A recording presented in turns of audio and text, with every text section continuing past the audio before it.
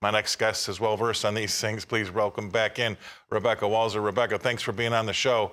Boy, after our talk on Friday and then seeing what happened in Sri Lanka over the weekend, it really brought to the forefront how fast and quickly and how bad these policies are. I'm not hearing Rebecca.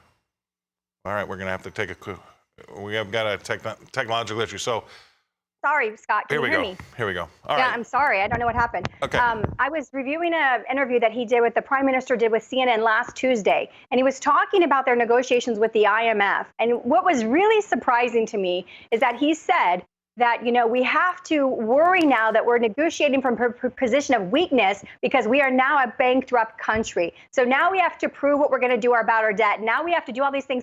And I thought to myself, as as a financial person, as you and I both are, I thought, why didn't they have to do that before? I mean, just now that we're in bankrupt, do we have to?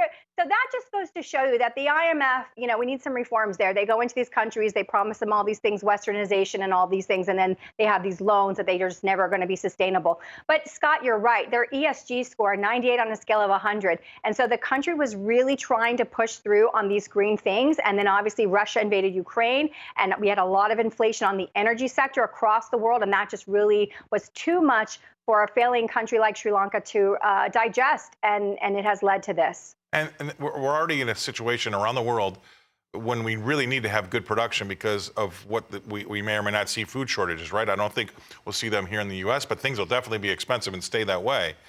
But I mean, what is this with this agenda that keeps beating us over the head, trying to make people feel like they're the pollutant? I don't understand that. Well, I mean, they believe that the various systems that we use for energy, specifically fossil-based fuels, petroleum, oil, all of those things are deliriously bad for the environment and will eventually cause our Earth to. This is their true belief. They believe that burning of the fossil fuels will eventually collapse our economy, our ecology, and that is the problem. So they are moving towards these alternatives, and in Texas is the greatest example with these wind farms. How come there weren't studies that were done to say this is a backup power source that we will have to have when there isn't wind? You don't move to a new technology without assessing the viability of a reliance, score at a really high level on a consistent basis. And the second that you're using wind when there is no wind and you don't have a backup problem, this would happen to Texas when we had that crazy winter 2 winters ago. I mean, this is the stuff that we're seeing that we have gone to without people holding politicians to accountability of reality. How is this going to be backed up in the event of a failure, in the event that there isn't enough? And that's not the conversations that these people are having. They're trying to push policy through regulations without having to answer the hard questions of what happens when this isn't enough energy. What are we going to do?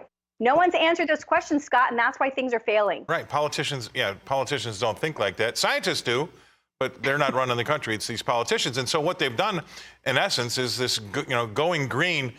Really, Rebecca, means going hungry, right? Because we're not going to be able to produce what we need to produce if we don't have those fertilizers and those pesticides and the things that we put on those crops to make sure our production levels are where they need to be to feed the world. And that's one huge problem that they don't want to even begin to take notice of because it shoots down everything. And my next worry is there any part of our medicine, because, look, fossil fuels has made us a rich country. Rich countries are healthier, that you live longer, you have a better standard of living, okay?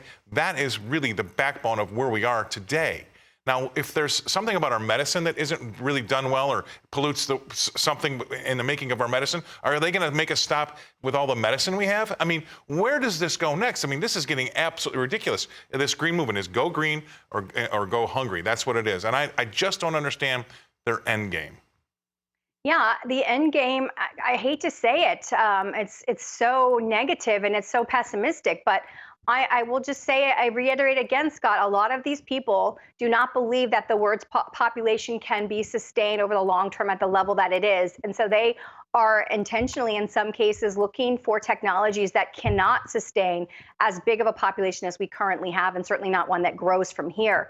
So, I mean, you have people that are not interested in sustainability at the level of size of population that we have. And a lot of their papers and a lot of their academic research is a scale down of the human population over time. And unfortunately, some of it is rather quickly. I mean, one of the largest, if you remember the Bolshevik Revolution and things would happen in that one of the largest killers of humanity over time is starvation. Yep. And so this is not something that maybe wasn't 100% known. Some of these people have this unfortunately larger agenda to reduce the population of the earth. It's ridiculous because if you want your economy to grow, you need a bigger population, right? You need to give birth to more new customers, right? Right. But in a world where they don't understand that, and you've got Disney supporting, Roe versus Wade, and they're hoping to kill all their future customers. I mean, I don't understand.